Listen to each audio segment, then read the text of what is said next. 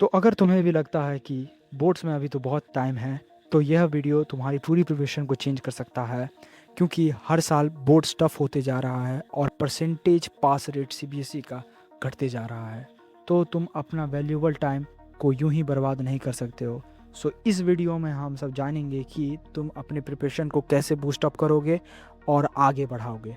तो आज की इस वीडियो में मैं तुम्हें ये बताऊंगा कि तुम्हारी रोड मैप क्या रहनी चाहिए, मंथ वाइज स्ट्रैटेजी क्या रहनी चाहिए, टाइम टेबल क्या रहना चाहिए, मिस्टेक्स तुम क्या नहीं करोगे, अवॉइड करोगे, जिसकी वजह से तुम्हारी प्रिपरेशन और भी बूस्ट अप होगी। तो शुरुआत करते हैं सबसे पहले मिस्टेक के साथ। अगर तुमने इसे अवॉइड कर दिया तो तुम 95% के करीब यूं ही पहुंच जाओगे। First, time waste in starting. अगर शुरुआत में ही टाइम बर्बाद कर दिया तो प्रिपरेशन पूरी तरह से ख़राब हो जाएगी। इसीलिए टाइम को बचाओ जितना तुम बचा सकते हो। दूसरा, नो प्लानिंग। बिना प्लान के कुछ करना मतलब अपने लिए कुआं खोदना। इसलिए तुमको प्लानिंग पूरी तरह से करनी होगी और वो प्लानिंग मैं बताऊंगा। No revision. सब कुछ पढ़ लिया लेकिन रिवाइज नहीं किया तो एग्ज़ाम में कुछ नहीं कर पाओगे। ये बहुत इंपॉर्टेंट पॉइंट है। अगर रिवीजन नहीं किया तो तुम्हारी प्रिपरेशन में कोई जान ही नहीं है। डिस्ट्रैक्शन। अगर तुमने इसे डिस्ट्रैक्शंस को अवॉइड नहीं किया तो तुम्हारी प्रिपरेशन को यह बुरी तरह से रियून कर देगा। पूरी तरह से मैं बात कर रहा हूँ, पूरी तरह से रियून कर देगा। और यह सब मिस्टेक किया तो फिर जनवरी में पैनिक करोगे। सो ये सारी मिस्टेक्स को तुम्हें अवॉइड करना है। एक बात याद रखो कि बोर्ड्स फरवरी में नहीं जीती जाती, वो डे 1 से ही जीती जाती है। वो डे 1 से ही जीती जाती हैं। तो अब मैं मेन बात पे आते हैं कि तुम्हारी टारगेट्स क्या होने चाहिए। पहला टारगेट, बेसिक कंसिस्टेंसी से तुम्हें आराम से 75% ला सकते हो। प्रॉपर प्रैक्टिस को उसमें जोड़ दिया तो 85% ला सकते हो। और स्ट्रॉन्ग रिवीजन आ गया तो 90% प्लस भी ला सकते हो। और अगर एनसीईआरटी पीवाईक्यूज डिसिप्लिन भी आ गया तो 95% प्लस इजी में।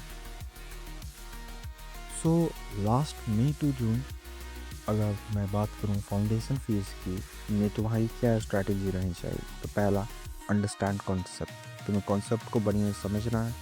दूसरा, शॉर्ट नोट्स बनाओ जो तुम्हें एग्ज़ाम टाइम में फ़ायदा देगा। और अगर तुम्हें नहीं पता है कि कैसे शॉर्ट नोट्स बनाने हैं तो मैं उस पर वीडियो ला दूँगा, सब्सक्राइब करके रखना।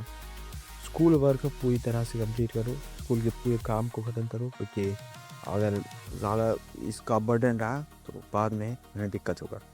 एनसीईआरटी की हर लाइन को पढ़ो। एनसीईआरटी के एकदम बढ़िया से पढ़ो कि लास्ट में सभी बच्चे एनसीईआरटी को पढ़ नहीं पाते हैं और बहुत बार ज़्यादा क्वेश्चन उससे आ जाते हैं। तो प्रिपरेशन के गोल्डन रूल्स या फिर टॉपर टिप्स की बात करें तो जो मैंने क्लास 10th के टॉपर से जाना वो है, first, NCERT on priority. NCERT तुम्हारी प्रायोरिटी पर हमें चाहिए। दूसरा, इम्पॉर्टेंट क्वेश्चन पर फोकस करो। कुछ इम्पॉर्टेंट क्वेश्चन होते हैं और अगर उनका पीडीएफ मिल चाहिए तो मैं तुम्हें प्रोवाइड कर दूंगा। पीवाईक्यूज पर स्पेशल फोकस दो, रेगुलर रिवीजन करो, कंसिस्टेंट रहो। ये कुछ इम्पॉर्टेंट टिप्स हैं। अब मैं टाइम टेबल की बात करूं तो नॉर्मल डेज पर 2 से 3 घंटे की सेल्फ स्टडी करो जब तुम स्कूल जाते हो तो, और हॉलीडेज पर 5 से 6 घंटे की पढ़ाई होनी चाहिए। अब बात करते हैं बिगेस्ट डिस्ट्रैक्शन की, तो वो बहुत ज़्यादा ही इम्पॉर्टेंट है क्योंकि ये तुम्हारी प्रिपरेशन को और भी मतलब अगर तुमने इसे अवॉइड कर लिया तो ये तुम्हारी प्रिपरेशन को और बेहतर बनाएगा। First, mobile. भाई मोबाइल को यूज़ करना कम करो। मैं ये नहीं बोलता हूँ कि देखो ही, लेकिन कम करो। दूसरा, सोशल मीडिया से जितना दूर रह सकते हो उतना ज़्यादा अच्छा रहेगा। तीसरा, प्रोक्रास्टिनेशन। किसी भी काम को नहीं करने का मन, ये बहुत ज़्यादा ही ख़राब चीज़ है क्योंकि बाद में तुम्हारे पास बहुत ज़्यादा होमवर्क हो जाएगा और उसे तुम कंप्लीट नहीं कर पाओगे। एंड द लास्ट और सबसे बड़ा, टेक प्रोडक्टिविटी। खुद को अपने आप को बताएं कि भाई मैं ये तो वर्क नया हो चुका है, ये तो हो चुका है, ये तो कर लिया, वो चीज़ नहीं करना। तो ये है, एक नया चैनल है तो इसे सपोर्ट ज़रूर करना और अपने टारगेट परसेंटेज को कमेंट में ज़रूर बताएं। Thank you. जय हिंद, जय भारत। मिलते हैं अगली एडिशन।